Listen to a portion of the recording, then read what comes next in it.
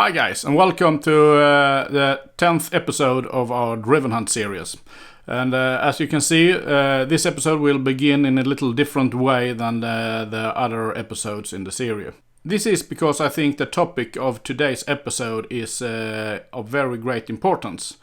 And I also have thought quite a lot before putting out this video, since I many times find that we as hunters are very seldom talking about mistakes or problem that occurs during hunts. It's some kind of shame for the hunter when he or she commits some kind of incident, or what can I say, and all hunters are very afraid of being known as the dangerous hunter in the group or something like that. So that's why I think many cover up when there is a problem and they don't speak so much about it. But I feel quite different, and I know that I'm sticking out a little bit here by doing this video. I don't know if I will get a lot of people thinking that I'm kind of dangerous hunter, or I don't know if you guys think this is very good. But what I think, and what you can say burn for, is to make us more aware of the safety when we're hunting, especially when we're hunting in groups like driven hunts in Europe and so on. So well, let's see when you have seen the video, and as you can see in the video, it will be much about keeping orange clothes on you when you're hunting in groups, so you can be seen. And to do that, I think it's quite too little to only have a cap. I really think that you should wear totally orange clothing, especially on your upper body. You will see in the film why it can be of great importance. And I think it's a pity that we as a hunters not can be, fix this by ourselves. If we can't fix it, I actually think that we should have a law that demands that we wear at least 60, 70, 80% orange or signal colors on our upper body when we are doing hunts together with other hunters.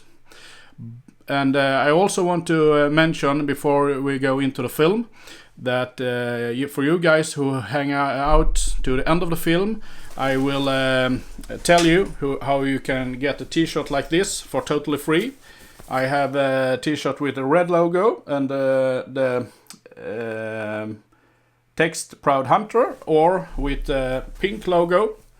And in the end of the video, I will make a giveaway for a couple of those t-shirts. So hang around, and now we will roll out the video.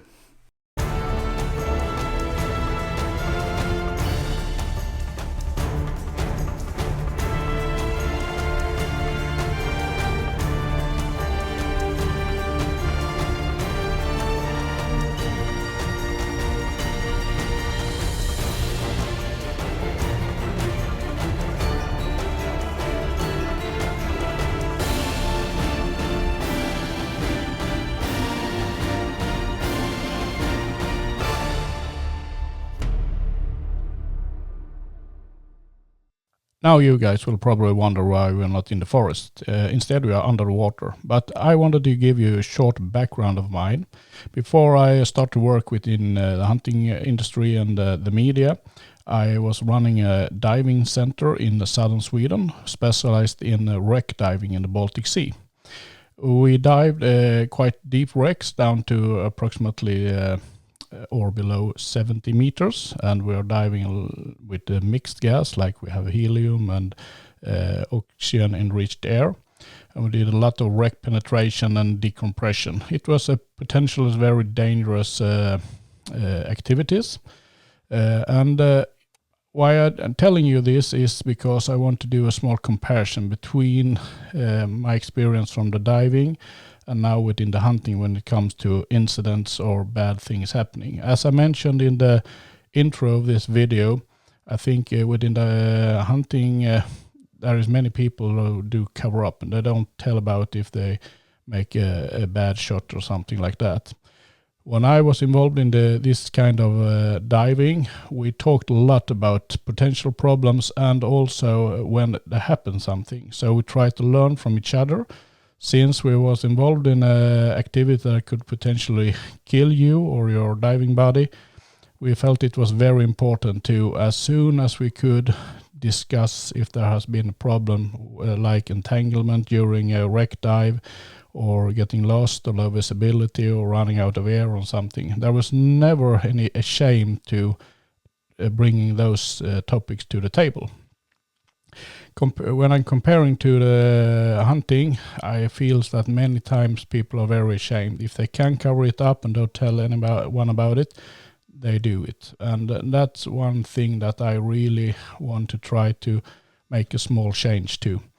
So that's why I'm doing this video. But enough about diving. I just end this little side turn, or what you can call it, with a short quote from an underwater photographer and videographer. Its name is Howard Hall. He said something like, "You shall never underestimate your own capability of doing something really stupid." And that I really believe in. So always analyze your own behavior. So with this said, I will continue with hunting in this video. On this occasion we are on a hunt in Slovakia. It's a driven hunt, and we are a Swedish group. And normally when we hunt in Sweden we always have communication radios. For communication, many issues during the hunt, but also safety things. On this hunt we have left them at home, and we have decided that all hunters should wear some orange, the more the better. And we also shall signal to the hunters that stands beside us, so we are sure on where everyone is standing, especially those that are our closest neighbors. So as you can see here, we wave and we get a confirmation from the other hunter. In most cases it's very easy to see your neighbor hunter, but in other cases it can be more hard. As in this open stance, it's very easy, and I only need to see the next hunter as long as we stand in the line. But as you can see, it's a big difference if the hunter wears a lot of orange or only a little orange. A very popular hunting wear is the dark red jacket, but I don't like it. I think it's very hard to see, especially in a fast driven hunt situation. Here's another situation. We are in a line, so there is actually no big deal about in which angle I can shoot or not shoot. I just want to illustrate how easy it is for the hunters to disappear in the forest. Here a hunter with a little orange on him, and here we have another hunter. Do you see him? And it's not always that you are in a line. Here you will have a hunting situation. I will let this roll without talking.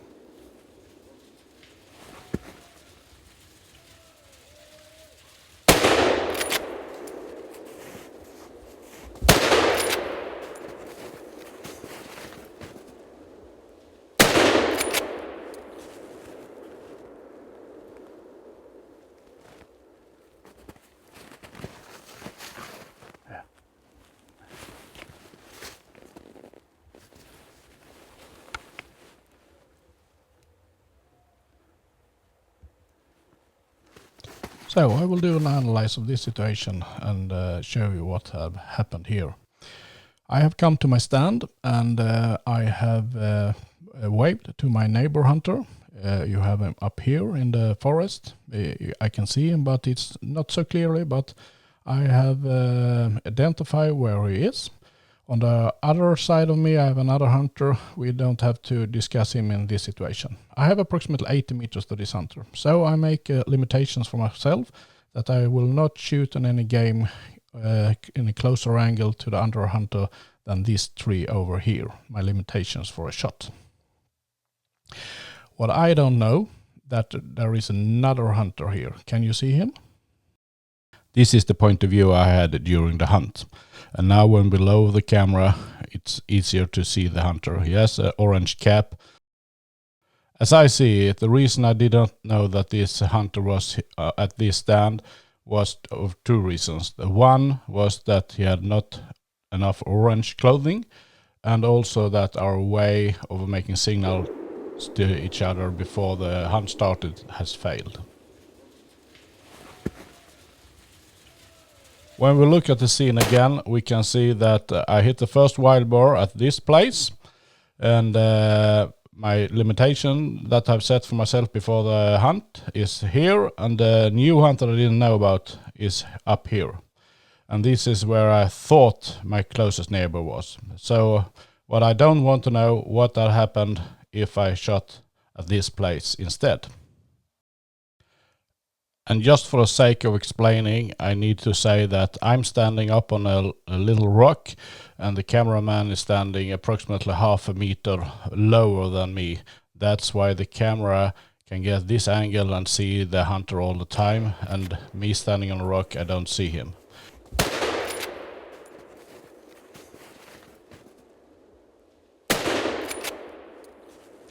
I don't like hunting videos that don't account for a shot fired. I think it's important both for hunters and for the non-hunting community to see what's happened. In this case, I fired 3 shots at 2 different wild boars, and we found them just a couple of meters from the place where they were shot.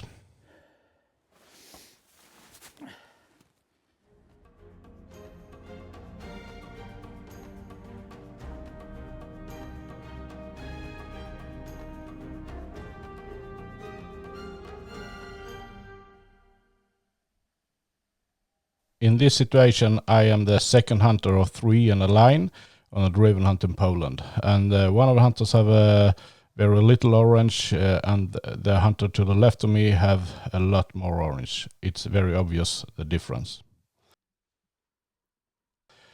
In this scene, the hunter have only a little thin band in the hat.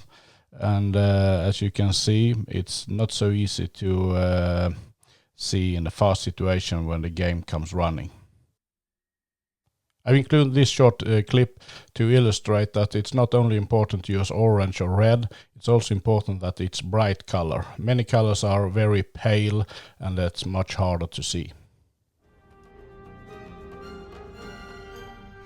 This is a situation that turned out pretty well, considering what could have happened.